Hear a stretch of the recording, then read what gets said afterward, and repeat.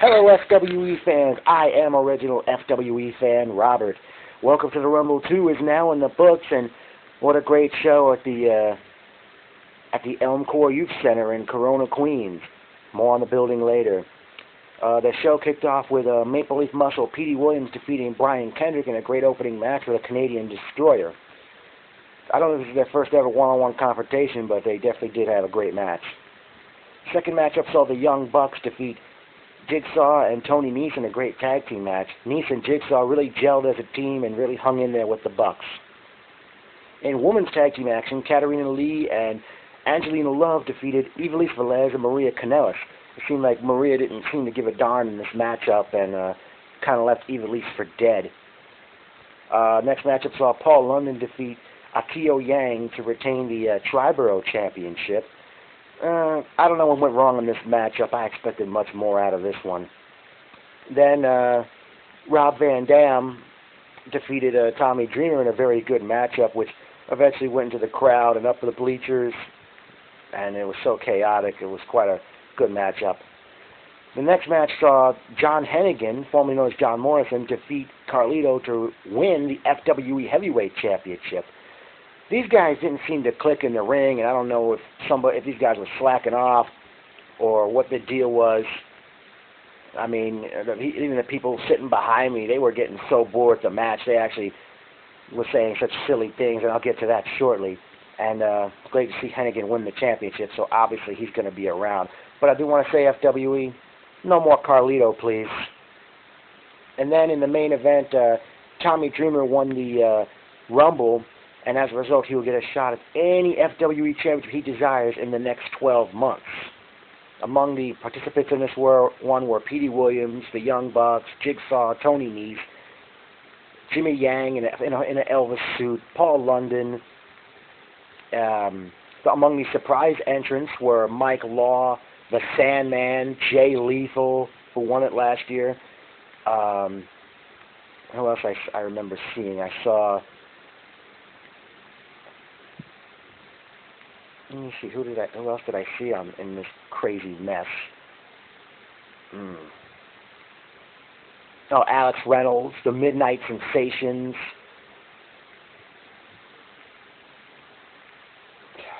There were so many people, I can't remember really right now who else we saw in this crazy affair, and I think, let me see.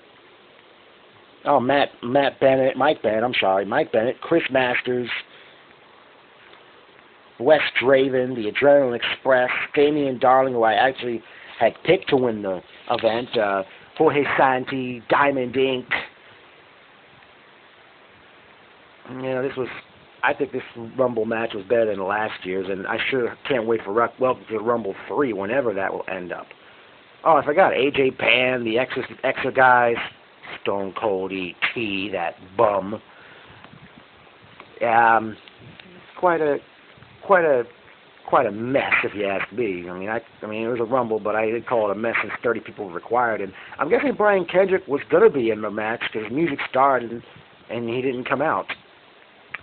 Okay, on the personal notes, it was nice seeing Marianne and Lenny, Nicole, Ricardo, Michael Blackman, Charlie and the son Josh, Mike McNicholas. Didn't get to say hi to his mom. Who else did I notice there? Oh, I noticed Jack Sabbath that's there with Harry Slash, Danny DeMonto, John Curse of NYWC, but I don't know if he hung around for the whole thing.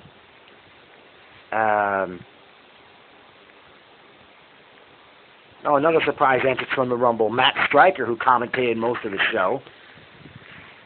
Well, here's a few memorable quotes. "You're stressed out like I am for karaoke," Marianne to Jordan outside the building before I went in. "Japan!"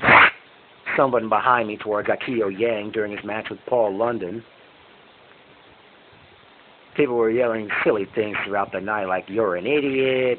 They were really not. The women's tag match, I guess, brought the mood down for everybody.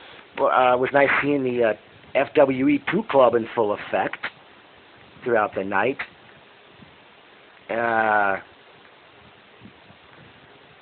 Dang it, who else we got here? Some other people, other things I could go over.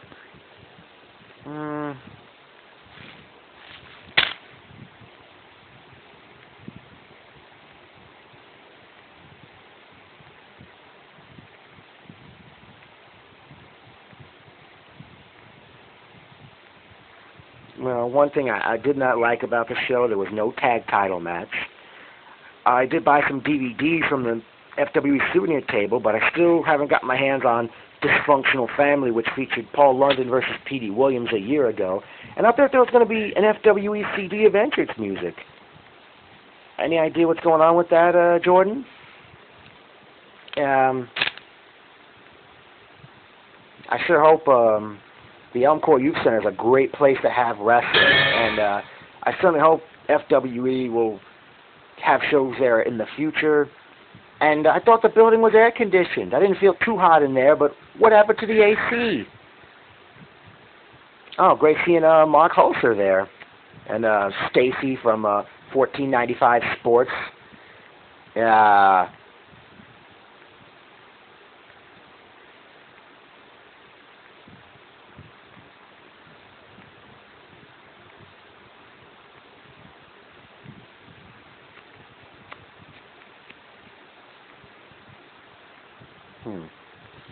I don't know about you guys, but I'm guessing even though the Rumble had, well, 30, maybe only 29 people in it, if you ask me, a match that long kind of takes away some spots from people.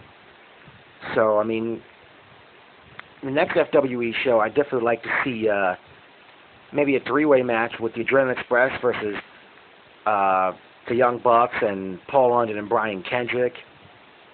Yeah, I just remember another participant from the Rumble, the Rockstar, Damian Darling's evil twin. I'd like to see John Hennigan defend the title. I don't know who will be his first defense against. I see Maria Kanellis defend the title against a woman's title against Ivelisse Velez. I'd like to see. There's a lot of stuff I'd like to see for the next show, and of course, I guess there's no date announced yet for the next one, but I'm going to guess FWE will return in the fall at this rate, because last night was the first show since No Limit back in February. Definitely a great night of wrestling and great crowd. A lot of pretty women at the event, and definitely good stuff. FWE. I liked what I saw.